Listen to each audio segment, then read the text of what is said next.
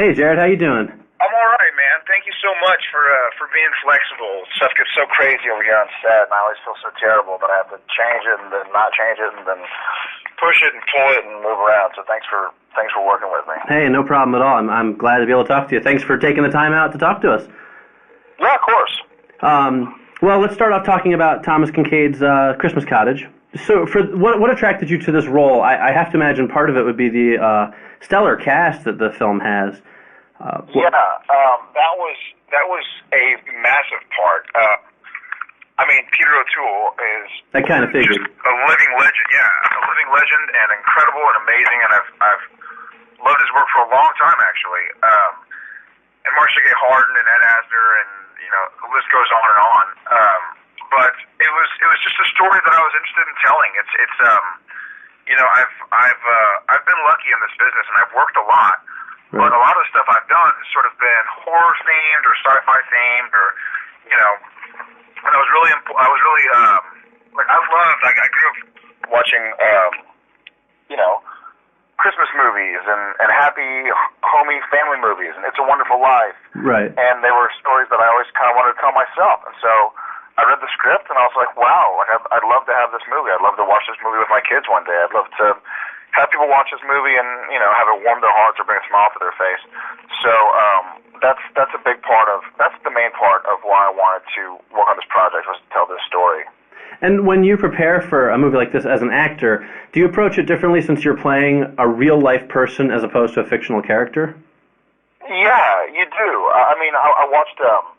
I read his books and I read about him, and I got to meet him and chat with him and his wife.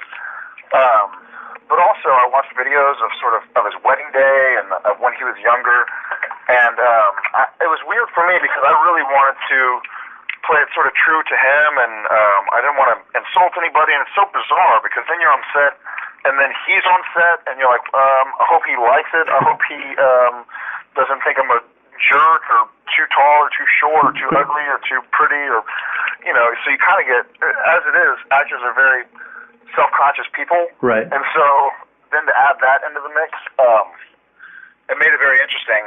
But he was very supportive, and Michael Campus, our director, was also extremely supportive and super talented and just an amazing man. He and his wife Arla, and they just told me, you're doing great, just keep doing what you're doing. And ultimately, as bizarre as it is, playing somebody who is actually alive and they're watching you, you just have to let it go. Right. You have to kind of let it go and trust your instincts and do your thing as an actor. Because if you sit there and kind of overthink it, then I sort of had the same thought process in my head of when I was working with Peter O'Toole. I mean, you're sitting there on camera and you're like, I'm about to play a scene with Peter O'Toole, but you have to just drop it. Right. You have to just go, okay, he's an actor like any other actor, and I'm an actor like any other actor, and it's time to do a scene, and you have to just let it go. And if you don't let it go, then it's just going to be bad. Right. One of the things I liked about the movie was that it has a lot of humor in it, and I look at the people on set. Yeah. It's besides Marcia Gay Harden and Peter O'Toole, you had, Aaron Ashmore and Richard Mole and Chris Elliott. A lot of funny people. What kind of was the atmosphere like on set? It was great. We all were happy with what we were doing. We were all happy with what we were making. Everybody had a good time, and our director, Michael, was a big fun and playing around with the script a little bit, and just being true to the moment, true to the character, and a little bit of improvisation, which is always fun. Yeah. And so it was a really nice, light vibe on set. I mean, we were telling a cute, happy, homey story, and having a good time doing it. And I'm a big fan. I'm also a huge fan of Chris Elliott. Right. And I got a big kick. He said that his daughter watched me on Gilmore Girls and was asking if he could, have a picture from me. And I was like, dude, Chris Elliott's asking me for a picture. Of course. Right. Whatever I can do for you. Right. So that was kind of a funny moment. Now you said, you mentioned, like you said, you've done a lot of genre stuff, horror and sci-fi, but you effectively got your big break on Gilmore Girls, which is obviously a drama, and then you've done a lot of horror and sci-fi stuff, and now you've come back to this picture, which is mostly a drama, although it has some comedy in it. Is it difficult to switch hats like that, or do you find it pretty easy to jump into any kind of role? It's interesting switching hats. I'd say the bigger difference is between TV and movies. Mm-hmm. I think I think if you're doing a TV drama and then a TV horror show, it's easier than going from a TV drama to a movie drama. Right. You know, just because the style of filming and the you know, instead of doing 8 pages in a day, you're doing 2 pages in a day. Right. And really taking your time with it and really working out each and every scene and figuring it all out. And you have more time to prepare and kind of figure out your character and think about options and play around with it on the day. And so, once again, like I was kind of saying earlier, is ultimately as an actor, you kind of just have to prepare and do your work beforehand, and then once you get on set, just let it all go and kind of trust that you've rehearsed enough and prepared enough. Right. The only thing, in my opinion, it's much easier to do like a drama, like a Gilmore Girls or like a Christmas Cottage, than it is to do a horror. Even though horrors are almost more fun, you know, like right. Supernatural. I'm running around, I'm fighting, I'm shooting guns. Right. You know, there's special effects and visual effects, and I'm, you know, I have a stunt guy, and I'm kind of doing some of my own stunts, and you know, being like a active guy, right. It's kind of fun to run around right. and do things. So it might be a bit more fun to break up the monotony and do that kind of stuff, but also, you know, it's kind of rough on your body. Sure. Bangs and bruises and getting injured here and there. But no, it's kind of fun. It's a fun challenge to switch hats. Well, speaking of Supernatural, I have to ask you about it. I think it's hands down the best show on television. My wife and I are absolutely... Oh, no way. Oh, absolutely. We're huge fans. We never miss an episode. So actually, it's funny. When I told people that I was talking to you today, I got a laundry list of things that people want me to tell you for them. It's a very well-loved show. I have several girls who wanted me to pay you compliments, and everybody wanted me to tell you how much they love the show. So, you know, I guess my question is... Cool, man. Yeah, it's awesome. How do you guys make the show just so good? Like, what's your secret? You know what, man? That's a huge compliment, and thank you. And we've always been firm believers in our show, and unfortunately, we're on one of the smaller networks, and we have huge competition, and so we don't have a whole lot of recognition. But we've been really proud of the show, and I think it's just, you know, our creator, Eric Kripke, has always been true to the story, and he never sold out. Right. You know, like I know people want more sex or more girls or more kind of cheesy, sweet moments, or, you know, they want to have Coca-Cola so we can have extra $20,000 an episode. Right. Or, you know, have inserts of AT&T or Verizon, you know. And he just always remained true to the show. It's been his baby for a long time, and right. he just wanted to tell this story. And he's very, very hands-on, and takes a big part in every script. And then Jensen and I just get along really well. We're great friends, and we have a great time filming with each other. And so it's kind of great because we kind of will call each other's bullshit. Like, right. During a take, we'll be like, "Dude, you're phoning it in. Start over. You're not doing your best work." You know, or we'll say, "Great, you got it. You know, keep going, do it again, just like that." Right. And so, just the fact that we have each other, like I don't know another show on television that just has 2 series regulars. Yeah, I imagine it's got to be different from most filming experiences because it's the 2 of you guys week in and week out. I mean, I imagine you have to bond or else it's going to just completely self-destruct. If we didn't bond, I think the show would have been canceled long ago. Right. But we do bond, and we have a great time, and we have a tough schedule because it's only 2 of us. We're working insane hours. But on the flip side, we watch out for each other, and we're there for each other, and you know, we're there to. If he's having a tough day, I'll kick him in the ass and tell him to bring it up, and if I'm having a tough day, he'll, you know, slap me in the face and tell me to bring it up. So it's kind of nice. We're both Texas boys that kind of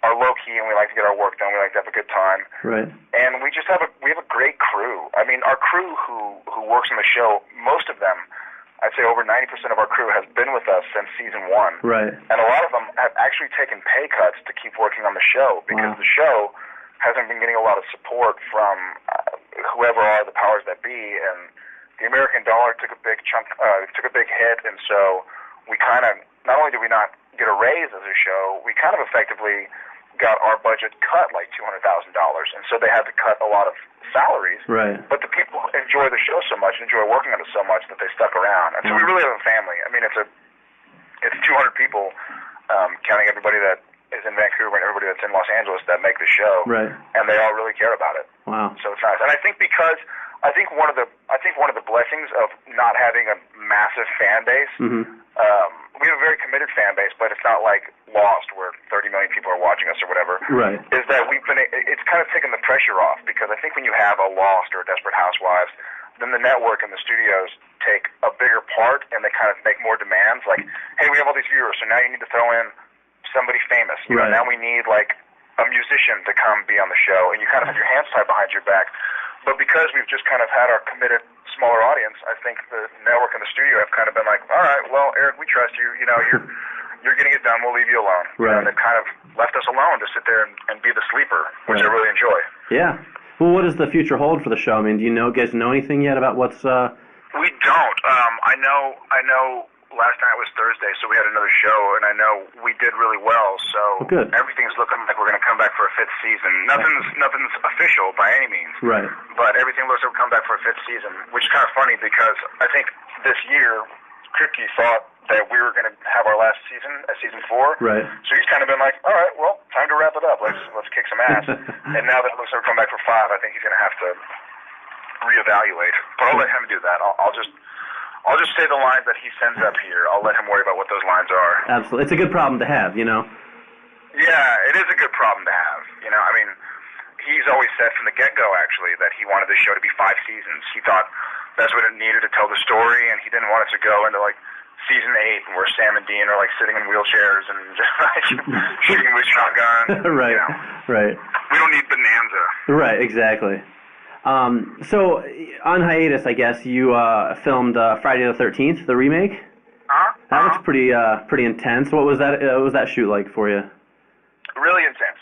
It was an awesome time. I was in Austin, Texas, which is my favorite city. I grew up in San Antonio, Texas, and I was actually enrolled to go to college at UT Austin, and I've always loved the city of Austin. My sister was there. She graduated from college this past year. My brother was in Dallas, Texas with his wife, and he had a baby, and my parents are still in San Antonio, so I was near family and close to home.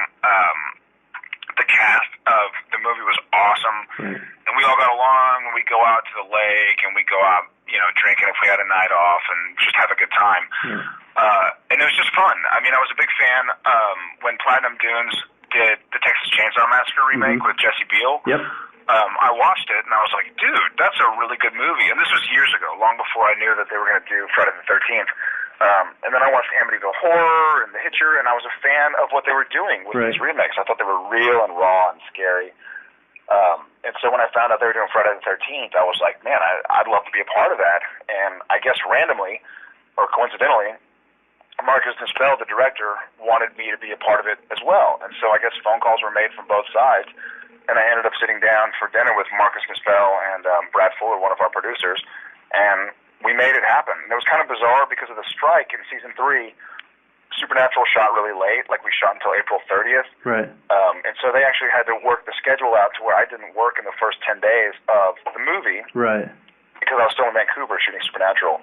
But I'm glad they worked it out. And I just actually did ADR for it on Tuesday. Cool. And I got to see a lot of it in the 5 hours of ADR, and it looks badass. Like, it's going to be scary and cool and exciting, and I cannot wait to see it. Yeah, I just saw the trailer for the first time today, and it does looks pretty cool. It's cool, right? Yeah, absolutely, man. That Jason looks... Derek Mears, who plays Jason, is badass, and it's going to be awesome. Is there added pressure in the fact that, you know, this is one of the horror franchises, you know what I mean? You're one of the... Oh, yeah. Does that... I mean, you know, the other ones like The Hitcher and some of those you mentioned are remakes of films that are well-liked, but this is Friday the 13th. It's like the name of horror. Does that change how you guys approach making it, or did you just, you know, go in guns blazing? Kind of. Yeah, I mean, for me, I think luckily a lot of the responsibility of kind of honoring the past franchise while still trying to make something new and exciting, I kind of fell on the producers and the writer and the director, and so luckily for me, I got to play my character in this new retelling, but there are parts of the movie that kind of pay homage to the originals, you know, and to the franchise and to the character, but then there's a lot of new stuff as well, and I guess going back to what I was talking about before, as an actor, yeah, dude, I fell into a bad trap of right before I shot the movie, I kind of like plugged onto IMDb or something, and read about it. I think I was probably looking up the cast. Right. But then at the bottom, when it talks about, you know, all the comment pages, it was like, who'd be so stupid to remake this? They have to be idiots. And I clicked on it, and it was like, what a bunch of assholes. They're going to ruin the franchise. You know, and I was like, oh, no. And so I kind of got freaked out. Right.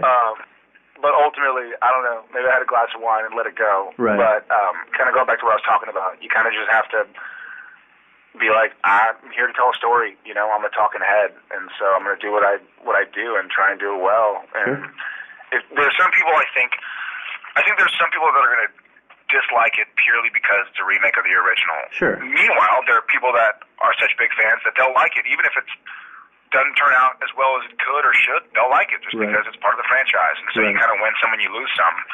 So we all just tried to make the best movie we could. Cool. Hey, you know, going back to Thomas Kincade's for a second, I had a question I wanted to ask you I forgot about. Yeah. One of the things I really liked about it was was your narration, actually. I thought you had a very cool kind of Stand By Me / the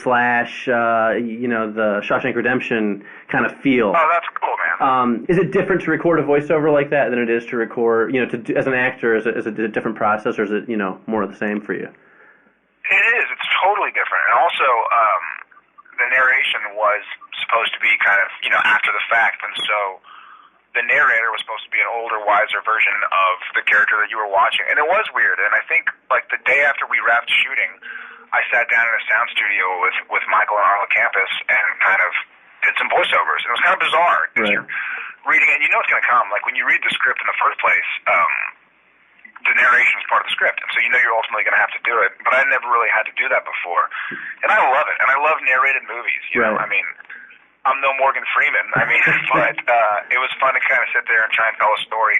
And ultimately, that's what acting is telling a story through a character and through scenes and emotions.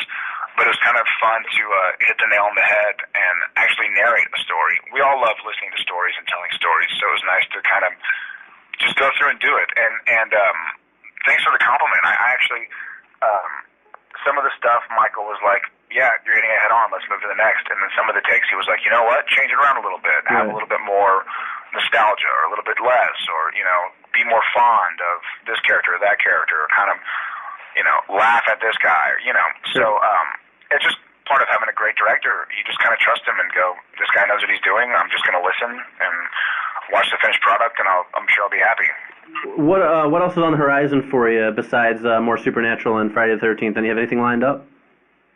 Obviously Cottage, and I guess Home for Christmas now it's called. Right. And then a lot of Supernatural. We're on day 5 of episode 12 right now. Anything you can tell me about the rest of the season?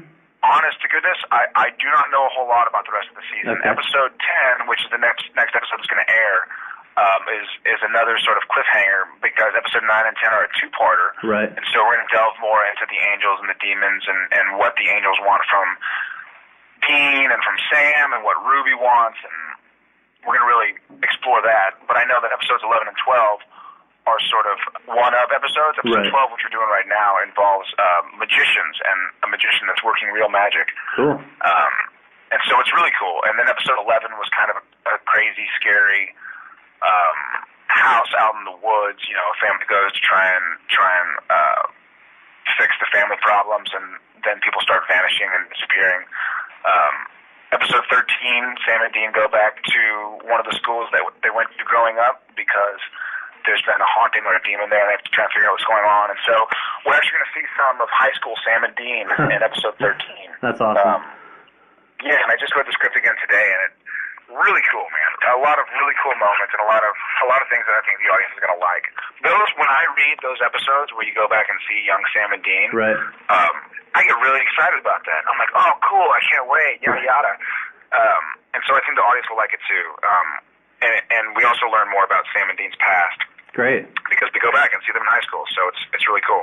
Yeah, I can't wait to see them. Yeah, that's awesome, man. Cool. Well, hey, listen, thanks for taking the time to talk to me. I'm really excited. It was great. It was great talking to you. Of course, yeah, great to talk to you too. Thanks for supporting the show. Absolutely. I talk about the show on the website all the time, actually. No way. Awesome. Well, tell the girls and guys in your office that we're appreciative also, and that we're about to work a 14-hour day, so it's nice to hear that. I will definitely tell them. Right on, brother. All right, man. Thanks a lot for everything. Take care.